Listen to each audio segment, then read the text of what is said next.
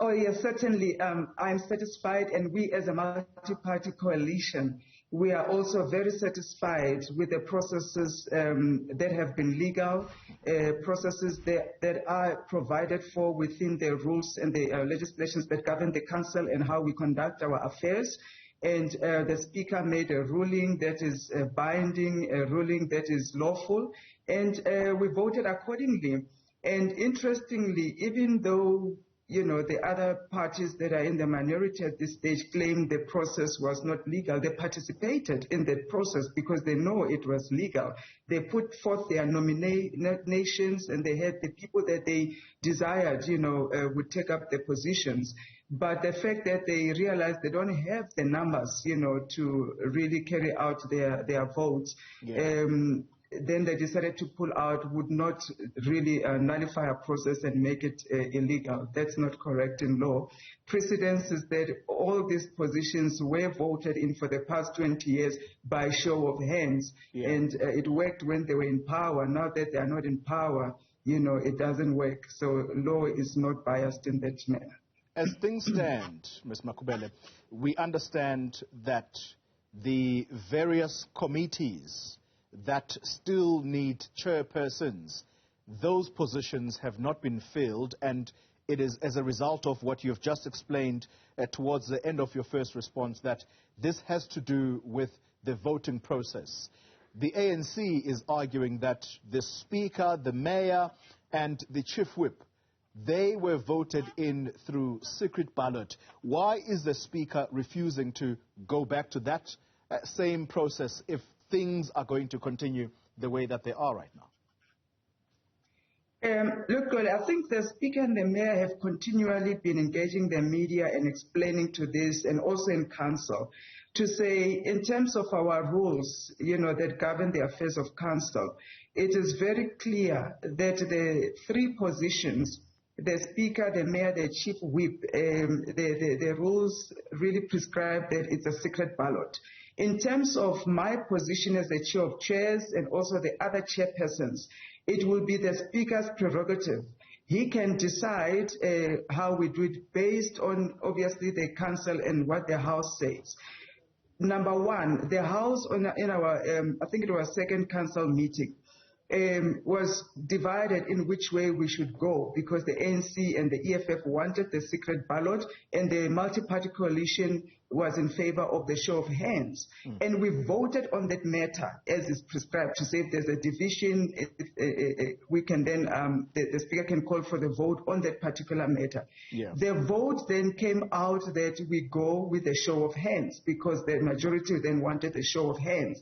Instead of the ANC and EFF accepting that decision, and we move with it, they want to now redefine the rules of council.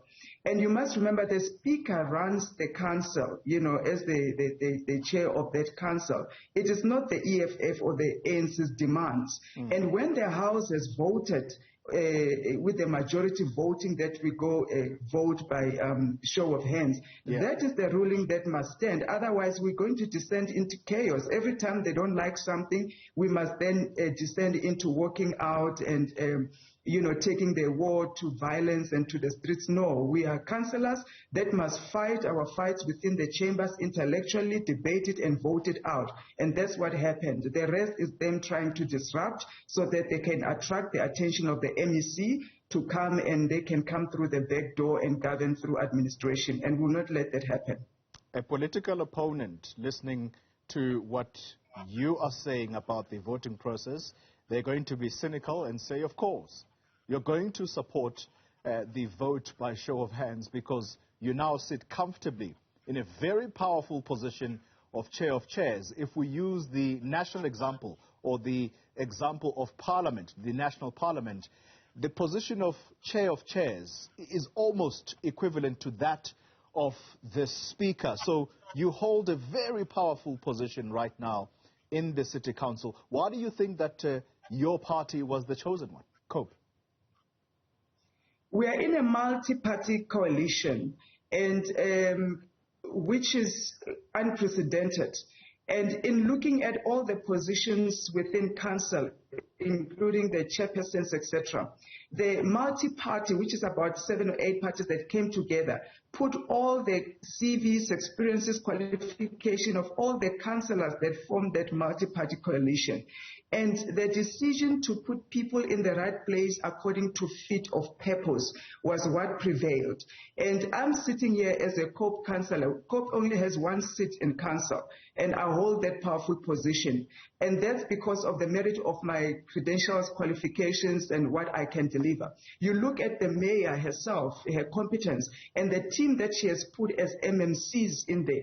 It was really a rigorous process to look at the qualification, the fit for purpose, the portfolio, etc., and irrespective of which party you belong to, within that multi-party coalition pool of skills that we had, we wanted to do away with this party deployment mentality that doesn't take us anywhere, and we put the right people in the right place so that council can finally deliver on its mandate and serve the residents of Joburg. The residents of Johannesburg that you speak of, what should they make of the fact that the council still does not have chairpersons of portfolio committees? Why should they have confidence in this council's abilities? You know, I believe the residents have been following the events of the past few weeks, and they have seen the commitment of the multi-party coalition and our push to get things done.